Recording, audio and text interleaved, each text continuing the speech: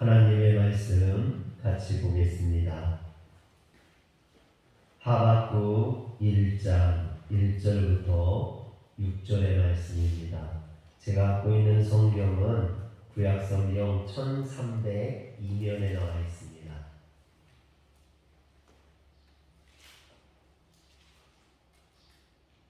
구약성경 1302면 하박국 1장 1절부터 6절의 말씀을 같이 교독하겠습니다. 선지자 하박국이 묵시로 받은 경고라.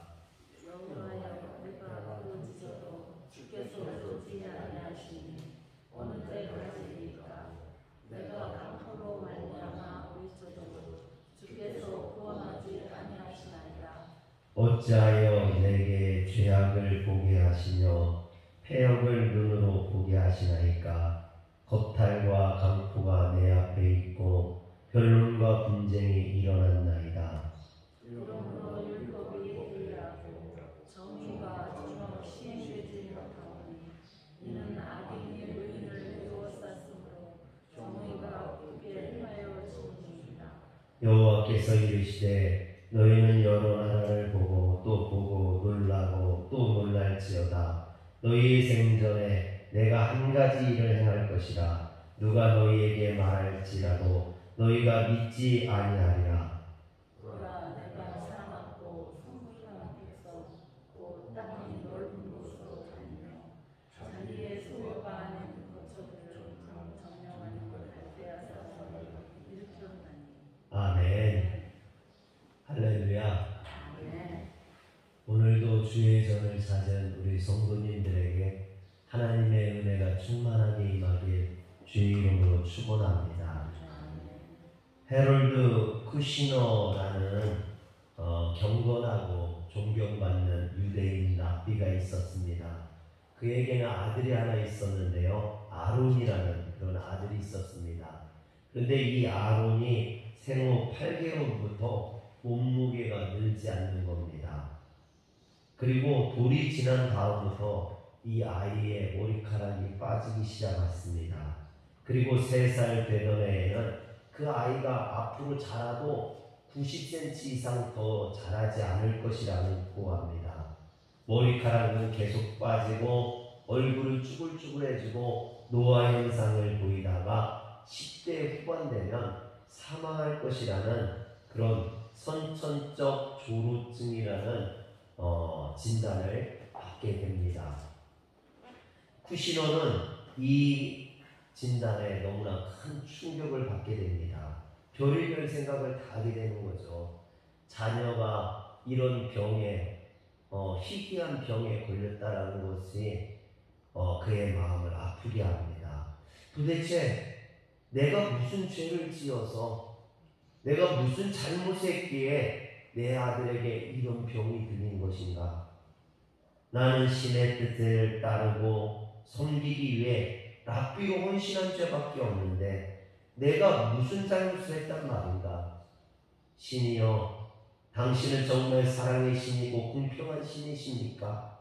이때부터 그의 마음속에 2가지 질문이 자리 잡기 시작했습니다. 첫 번째 질문은 왜, 어째서 우리 가정에 이런 일이 생겼는가 하는 것입니다. 그리고 2번째는 왜 내 아들 아론은 어느 때까지 이런 모습으로 고통받아야 하느냐라는 것이죠. 고통받는 아들을 보면서 그 부모가 얼마나 가슴이 찢어지고 아프겠습니까? 그런데 이 아들은 결국 15살의 나이에 완전한 노인의 모습으로 세상을 떠나게 되었습니다. 그 신호는 자신이 했던 이 고민과 질문들을 가지고 왜 착한 사람들에게 나쁜 일이 생기는가 라는 책을 썼습니다. 오늘 하박국 선지자도 똑같은 고민과 질문을 합니다. 악인들이 득세하고 의인들이 고난받는데 하나님께서는 왜 속히 공의를 시행하지 아니하시고 침묵하시는지 알 수 없어서 하나님 앞에 질문하고 있습니다. 그런데 오늘 이와 같은 질문을 하고 있는 하박국 선지자에 대해 성경은 그가 선지자라는 것 외에는 다른 것을 알려주지 않고 있습니다. 그 이유는요, 그가 선지자이지만 우리 인간들을 대표해서 하나님 앞에 질문하고 있다는 것이죠. 사랑하는 성도 여러분, 오늘 우리들도 인생에서 어려움을 만나거나 고난을 만나면 이 하박국 선지자나 쿠시너처럼 똑같은 질문을 하고 있지 않습니까? 왜 나에게 이런 일이 일어납니까? 어째서 나에게 이런 고통을 주십니까? 어째서 내 아들에게, 내 딸에게 이런 어려움이 옵니까? 도대체 무엇이 문제입니까? 하나님, 이 고통이 언제까지 지속됩니까? 도대체 언제까지 계속될 겁니까? 이처럼 하박국 선지자가 하는 질문은 하박국만의 문제가 아니라 어쩌면 모든 인간, 우리 모든 성도들의 질문이라는 것입니다. 이 하박국 선지자는요, 주전 600년 전후 당시 신흥 강대국이었던 바벨론이 아수르를 정복하고 새로운 패자로 부상하여서 남유다에 대해 제1차 침공을 하기 직전에 선지자로 활동했던 그런 사람입니다.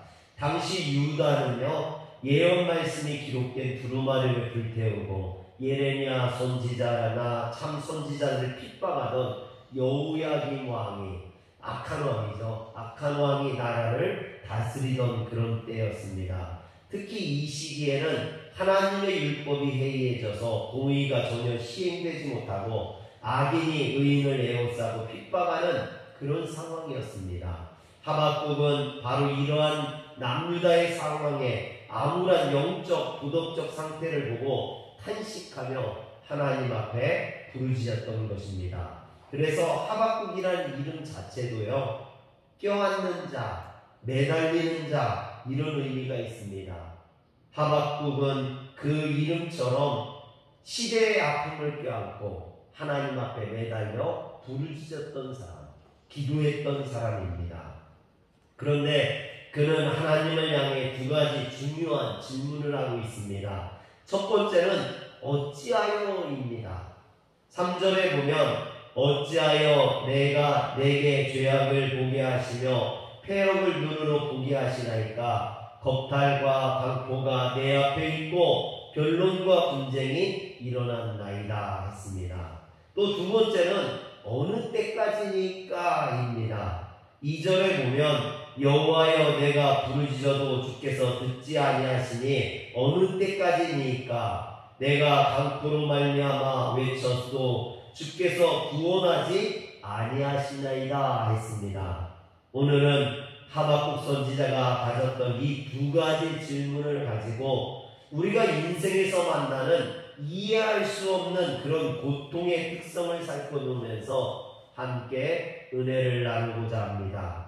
여러분, 믿는 사람이든 믿지 않는 사람이든 인간이라면 누구나 예기치 않는 고난을 만났을 때 하박국 선지자처럼 두 가지 질문을 하게 되어 있습니다. 왜? 어째서 나에게 이런 고통을, 어째서 우리에게, 우리 가정에, 우리 자녀에게, 우리 민족에게 이런 고난을 주시나이까?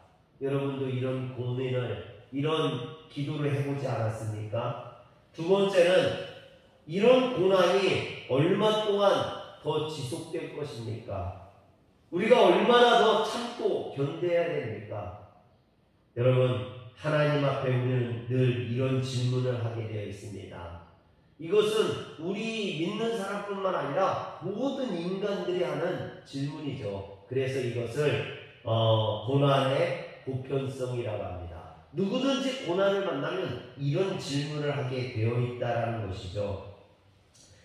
이런 질문을 한 번도 해보지 않고 인생을 사는 사람은 없다라는 것입니다. 그래서 인생에서 만나는 뜻하지 않은 고난에 대해 가르치지 않는 종교가 없죠. 모든 종교는 그래서 인간의 고난에 대해서 이야기합니다.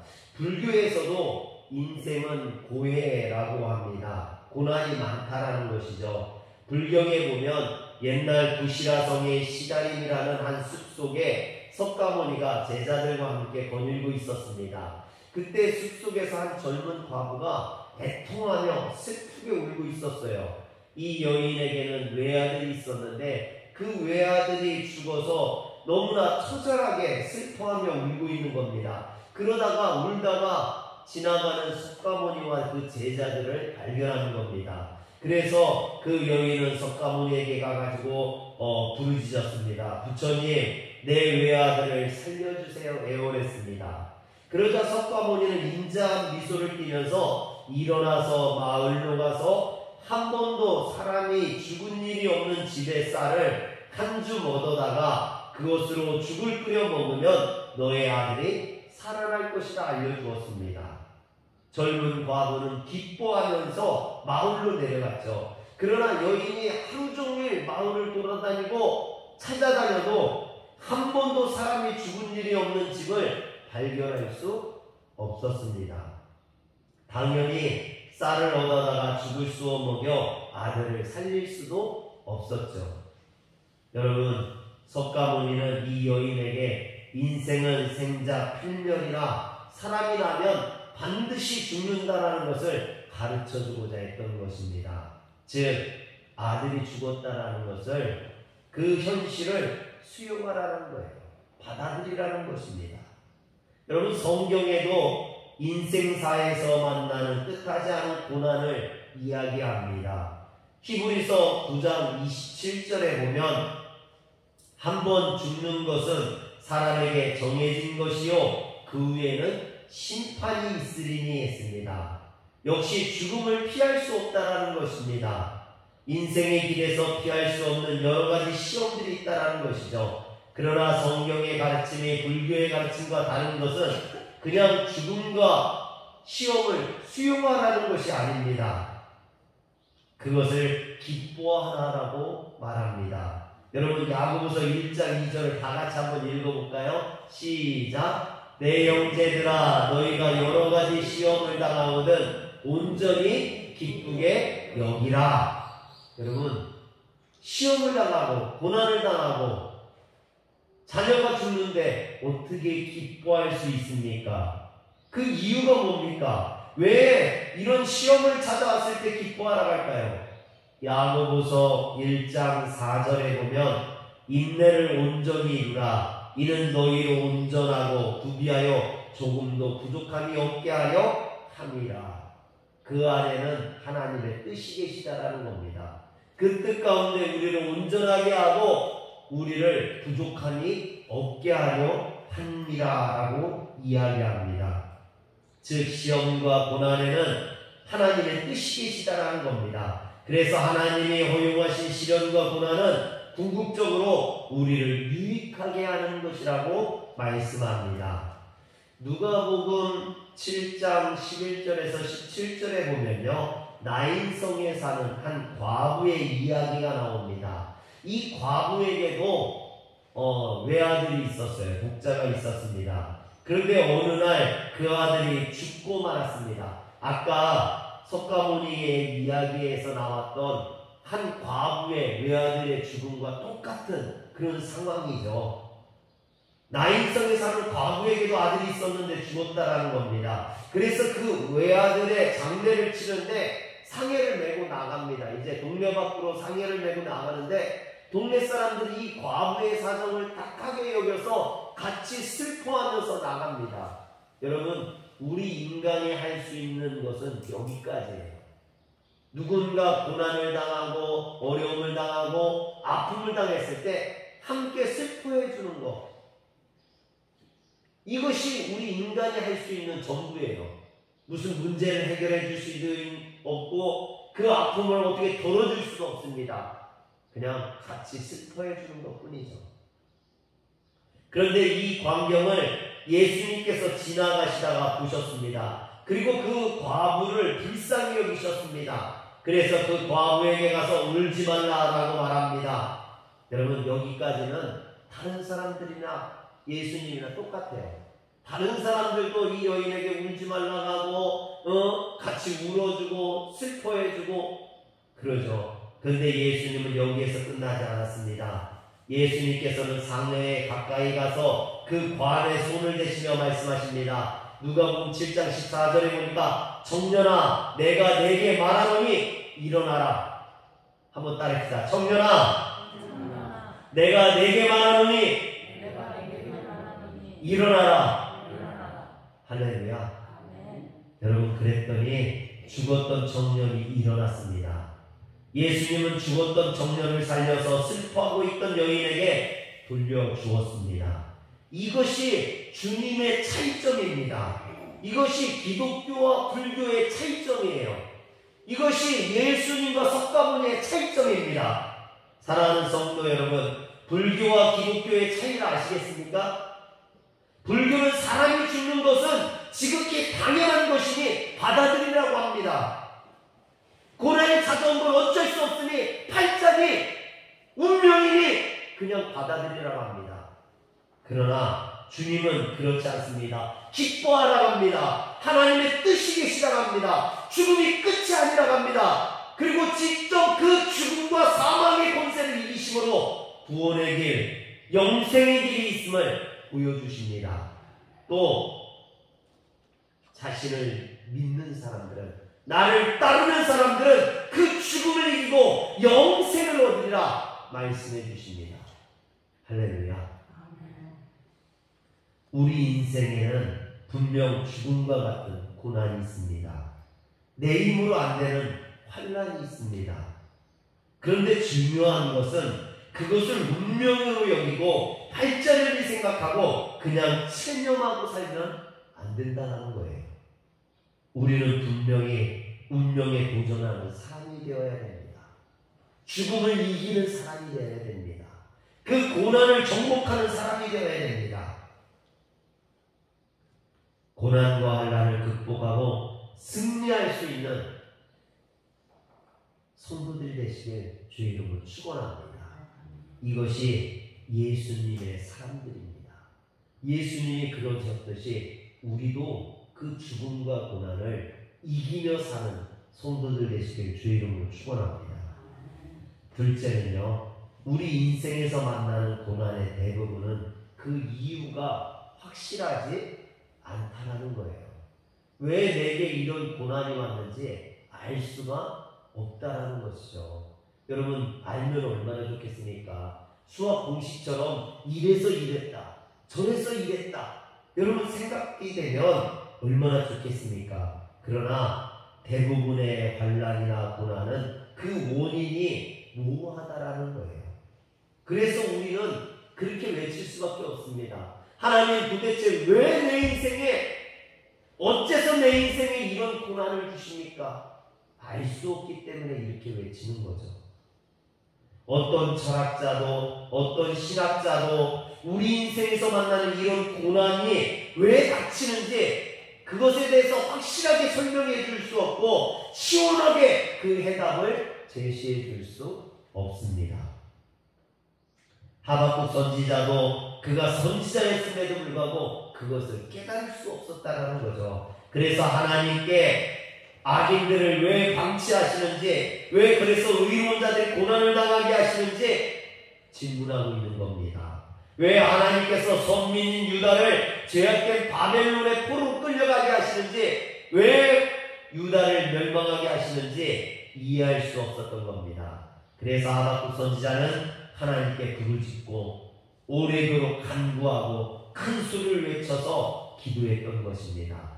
그런데 하나님께서 이런 간구에 대해 오래도록 응답하시지 않으셨습니다. 성경에서 고난하면 떠오르는 사람이 있죠. 욥이라는 사람. 욥은 고난의 대명사 아닙니까? 그래서 욥기에 보면 욥이 당했던 그 고난에 대해서 얼마나 장황하게 설명이 되어 있는지 모릅니다. 그런데 이상한 것은요, 욥이 왜 이런 고난을 당했는지 말들은 많은데 정확한 원인이 나와 있지 않습니다. 여러분 욥기를 한번 잘 보세요. 욥이 왜 이런 고난을 당했는지 욥의 친구들도 그렇고 욥도 그렇고 이렇다 저렇다 얘기들을 많이 합니다. 그러나 정확한 원인이 나와 있지 않습니다. 욥의 친구들은 그 이유에 대해서 뭐라고 합니까? 인과응보라고 합니다. 즉 원인이 없는 결과가 없는 것처럼 고난이 그냥 찾아오진 않았다는 거죠. 욥이 죄를 지었기 때문이라는 겁니다. 즉 욥의 죄가 원인이 되어서 고난이라는 결과를 초래했다는 것입니다. 대부분 많은 사람들이요, 다른 사람들이 고난을 당하면 꼭 이렇게 얘기해요. 네가 죄를 지어서 그렇지. 여러분, 우리 스스로도 또 그렇게 생각하죠. 내게 안 좋은 일이 생기거나 우리 가정에 어떤 어려움이 생기거나 그러면 내가 뭘 잘못해서 그런가? 내가 하나님 앞에 죄를 지어서 그런가? 여러분, 우리는 그렇게 생각을 합니다. 욥의 친구들도 욥의 고난을 욥의 죄 때문이라고 생각했습니다. 그래서 욥을 정죄하고 책망했죠. 그러나 하나님은 이런 욥의 친구들의 말에 동의하지 않습니다. 그들의 생각이나 그들의 정죄가 옳다라고 말하지 않습니다. 욥이 당하는 고난은 욥의 죄 때문이 아니라는 이야기겠죠. 여러분, 그래서 욥기 1장 1절을 우리가 볼 필요가 있습니다. 욥기 1장 1절이 어떻게 시작합니까? 우스 땅에 욥이라 불리는 사람이 있었는데 그 사람은 온전하고 정직하여 하나님을 경외하며 악에서 떠난 자더라. 이 뒤로 욥이 당하는 그 고난에 대해서 장황하게 설명을 하는데, 여러분, 욥기를 시작하는 1장 1절에 욥은 죄인이 아니라고 못을 받고 시작합니다. 이 얘기가 뭡니까? 욥이 당하는 고난은 욥의 죄 때문이 아니라는 거예요. 이것을 하나님은 먼저 명시하고 시작하는 겁니다. 그래서 욥이 친구들의 정죄와 책망에 대해 뭐라 합니까? 자신은 무죄함을 주장하죠. 나는 이런 고난을 받을 만한 어떤 나쁜 일도 하지 않았다라고 말을 합니다. 그런데 여러분, 이상한 것은요, 하나님께서 이런 욥의 말에 네 말이 맞아, 너는 죄를 짓지 않았어, 그런 말씀을 하시지 않는다라는 거예요. 욥의 친구들이 정죄할 때 욥의 친구들의 말을 들어주지도 않았지만 욥이 자신을 변호할 때 그 변호가 맞다고 맞장구 쳐주지도 않으셨다라는 것입니다. 그렇다면 하나님은 욥의 고난에 대해 뭐라고 말씀하실까요? 욥기 38장 4절 한번 다 같이 읽겠습니다. 시작. 내가 땅에 기초를 놓을 때에 네가 어디 있었느냐? 네가 깨달아 알았거든 말할지니라. 그럼 이게 뭐예요? 내가 세상을 창조할 때 네가 거기 있었느냐? 이런 질문이에요. 이 얘기는 뭐냐면 나는 창조자고 너는 피조물이라는 거예요. 네가 피조물인 네가 창조자인 나의 그 크신 뜻을, 그 큰 생각을 다 이해할 수 없다는 얘기예요. 여러분, 저희 자녀들이 가끔 이제 부모한테 불평하거나 원망할 때가 있잖아요. 자녀들이 막 이야기합니다. 그런데 그 말도 맞지만 사실 부모는요, 그런 한 가지만 생각하는 게 아니잖아요. 이것저것 많은 것을 생각해서 말하는 거거든요. 부모의 뜻을 자녀가 어떻게 다 헤아릴 수 있겠습니까? 마찬가지입니다. 우리 인간들이 어찌 전능하신 그 하나님의 크신 뜻을, 그 생각을 다 헤아릴 수 있겠습니까? 한계가 있다라는 거예요. 인간은 한계를 가진 피조물이기 때문에 이런 인간적인 이해의 한계 때문에 전능하신 하나님의 그 깊으신 뜻을 헤아릴 수 없다는 겁니다. 그러므로 단지 우리는 그 크신 하나님의 사랑과 은혜를 믿고 의지하고 찬양해야만 합니다. 그런데 이런 모호성은요, 하나님은 우리에게 주신 자유에서도 비롯되기도 합니다. 하나님께서 우리에게 뭘 주셨습니까? 자유의지라는 걸 주셨어요. 우리 스스로 행하고 판단하고 생각하고 할 수 있는 그런 능력을 주신 것이죠. 누군가 여러분들에게 자유를 주고 일일이 간섭한다면 그건 참 자유가 아니겠죠. 네 맘대로 해. 그리고 이거 사야 돼. 이거 해. 이거 해. 여러분 누가 간섭한다면 여러분 기쁘겠습니까? 좋지 않겠죠. 기쁘지 않을 겁니다. 그래서 하나님께서는 우리에게 자유를 주셨기 때문에 우리의 고난에 대해서도 사사건건 간섭하거나 개입하지 아니하시고 오랫동안 참고 기다리시면서 그 안에서 우리가 깨닫고 간구하길 기다리시는 겁니다. 물론 예외도 있어요. 하나님께서 자신이 정하신 이런 규칙이나 규율, 자신들이 부여하신 어떤 자유를 깨뜨리시고 인간의 역사에 직접적으로 개입하시기도 하십니다. 그래서 이스라엘 백성들을 애굽에서 구원해내시기도 하시고 홍해를 가르시기도 하시고 반석을 깨뜨려 물을 내시기도 하시고 해를 멈추게도 하시고 여러분 하나님께서 만드신 그 자연의 법칙을 깨뜨리시고 하나님께서 직접적으로 이렇게 역사하시기도 한다는 거죠. 이것을 하나님의 직관적인 역사라고 이야기합니다. 사람들은 이것을 뭐라고 하냐면요, 기적이라고 합니다. 기적. 하나님이 인간의 역사에 우리의 삶에 직접적으로 개입하시는 때 그것이 바로 기적이에요. 그러나 대부분 하나님께서는 인간의 삶에 잘 개입하지 아니하시고 자유를 부여하십니다. 침묵하십니다. 그래서 우리는 우리에게 일어난 이 고난에 대해 그 원인을 모를 때가 많이 있습니다. 그러므로 고난의 모호성을 우리는 인정해야 됩니다. 어떤 사람이 당하는 고난에 대해 이것이 원인이다 정확하게 말할 수 없기 때문이죠. 그래서 C.S. 루이스 교수는 우리가 얼굴을 찾을 때까지 알 수 없다라고 말합니다. 여기에서 얼굴을 찾다는 게 뭡니까? 하나님을 만날 때까지 알 수 없다라는 거죠. 또 바울 사도는 고린도전서 13장 12절에서 이렇게 이야기합니다. 우리가 지금은 거울로 보는 것 같이 희미하나 그때는 얼굴과 얼굴을 대하여 볼 것이요 지금은 내가 부분적으로 알아 그때는 주께서 나를 아시는 것 같이 내가 온전히 알리라 합니다. 여러분 우리는 왜 우리에게 이런 고난이 왔는지 지금은 알 수 없어요. 그러나 하나님 앞에 가면 그 모든 것을 알 수 있는 줄 믿으시길 바랍니다. 그때 우리는 비로소 우리가 이 땅에서 겪은 말도 안 되는 이런 고난의 이유를 알게 될 것이라는 겁니다. 그러나 그때까지 우리는 고난을 만날 때마다 계속해서 하박국 선지자처럼 왜 어찌하여 이 고난을 주십니까? 또 이 고난이 어느 때까지 계속됩니까? 우리는 이렇게 질문하고 또 질문하고 묻게 될 것입니다.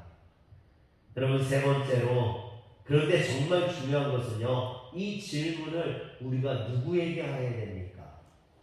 이 질문은 하나님에게 드려야 되는 줄 믿으시길 바랍니다. 대개 사람들은요, 문제를 만나면 이 문제를요, 자기 스스로 해결하려고 해요. 내 스스로 그 문제를 해결하려고 합니다.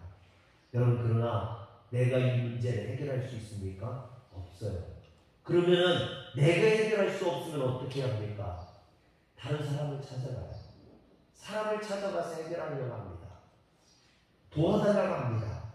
그런데 여러분 그 역시도 죄인이고 그 역시도 불완전한 존재이고 한계를 가진 죄인이기 때문에 여러분 그 문제를 해결해 줄 수 없어요. 그러면 사람들이 또 어떻게 합니까? 세상적인 방법으로 문제를 해결하려고 합니다. 그런데 세상적인 방법으로 문제가 해결되지 않아요. 여러분 해결된다 할지라도 더 큰 문제가 발생하게 됩니다. 그래서 우리는 하박국 선지자처럼 인생을 살아가면서 만나는 다양한 문제들을 하나님 앞에 가지고 나갈 수 있어야 합니다. 벌써 가지고 나간 사람들도 있는 것 같아요. 눈 감고 하나님 앞에 하나님 내가 지금 문제는요 예배 끝나고 하나님 앞에 가지고 나가시고 지금은 하나님이 주시는 말씀을 들으시길 바랍니다. 여러분 얼마나 문제가 많으면 벌써부터 가지고 가려고 하겠어요. 하나님 앞에 가지고 나갈 문제들이 우리가 많이 있죠. 다양한 문제들이 있습니다. 그런데 전능하신 하나님 앞에 가지고 나가서 매달리면, 한마디로 하나님과 바른 관계를 세우면 그 문제는 해결되는 줄, 그 문제가 해결되지 않는다 할지라도 그 문제가 결코 문제가 되지 않는다는 것을 깨달으시길 주의 이름으로 축원합니다.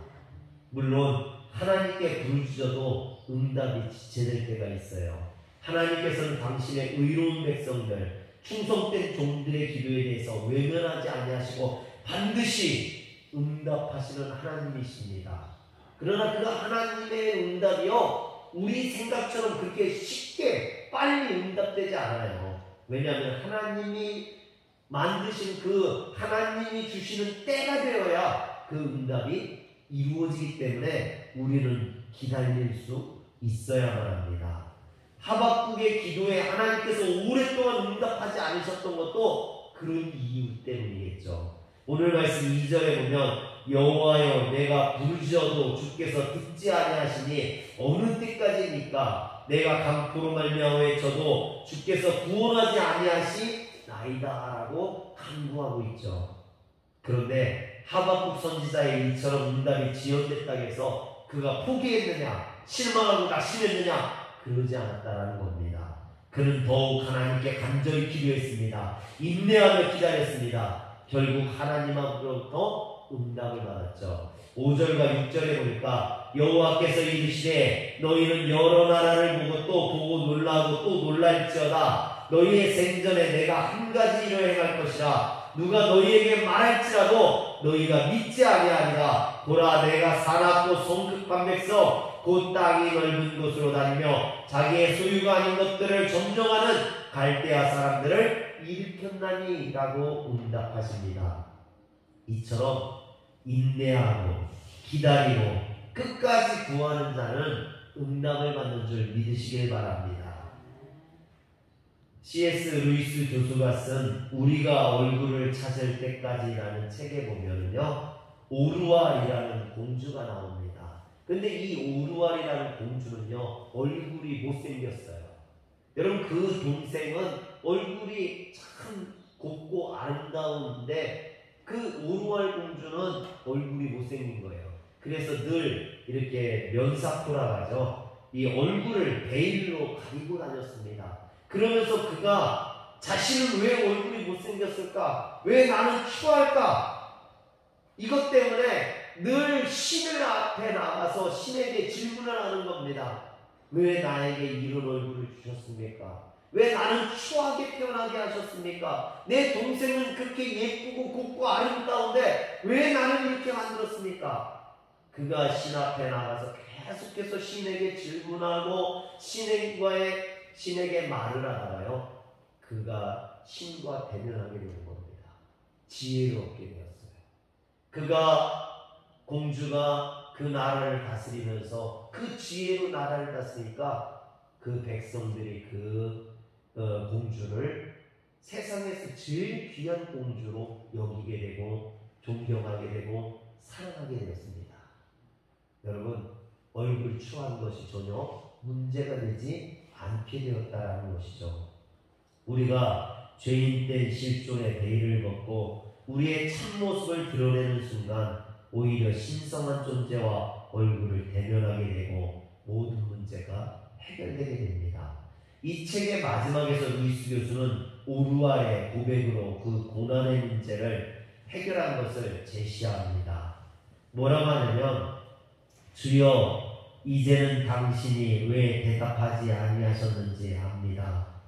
당신 자신이 대답이십니다. 저의 모든 질문은 당신의 얼굴 앞에서 사라집니다. 다른 무슨 대답을 들은들 만족하겠습니까? 다 말뿐입니다. 이제 말 대신 당신을 바라봅니다. 당신을 두려워하지 않고 바라봅니다. 사랑하는 성도 여러분, 고난 중에 주님 앞에 부르짖으면 하나님을 만나게 될 줄 믿으시길 바랍니다. 그런데 그 하나님을 만나는 순간 더 이상 그 문제가 아니게 됩니다. 욥과 욥의 친구들은 고난의 원인을 가지고 서로 엄청나게 싸웠습니다. 네가 죄를 지어서 그렇다. 아니 나는 죄를 짓지 않았다. 여러분 그런데 전능하신 하나님께서 이 욥과 친구들에게 나타나셨을 때 더 이상 이런 말싸움은 아무 의미가 없어져 버렸습니다. 오직 하나님과의 관계만이 중요하게 되었죠. 오늘 하박국도 많은 고난의 문제를 가지고 하나님 앞에 부르짖고 간구했습니다. 그런데 하나님을 만나는 순간 그 모든 문제가 중요하지 않게 된 거예요. 사랑하는 성도 여러분, 코로나가 왜 우리에게 왔는지, 왜 우리에게 이런 어려움을 주셨는지 우리는 알 수 없습니다. 또 코로나가 언제 끝날지도 알 수 없습니다. 그래서 우리는 기도합니다. 하나님 왜 우리에게 이런 고난을 주십니까? 이 코로나가 도대체 언제쯤 끝납니까?